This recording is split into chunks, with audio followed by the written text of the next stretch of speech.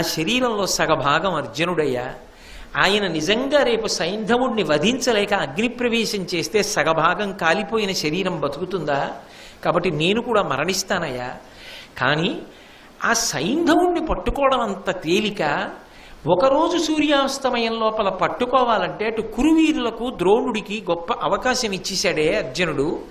రాత్రికి గురువు ఏ వ్యూహాన్ని రచిస్తాడో ఎలా పట్టుకుంటానో నాకేమీ మనసు అట్టం లేదయా.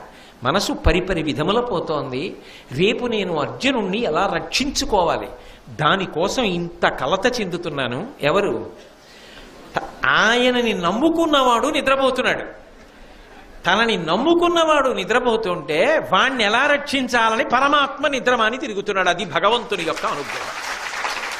అందుకే నేనన్నా భారతంలో ఈ ఘట్టం లాంటి ఘట్టం నాకు ఇంకొకటి కనపడలేదు అన్నారు. కలలోనంతన్నున్నెరుంగని మహాక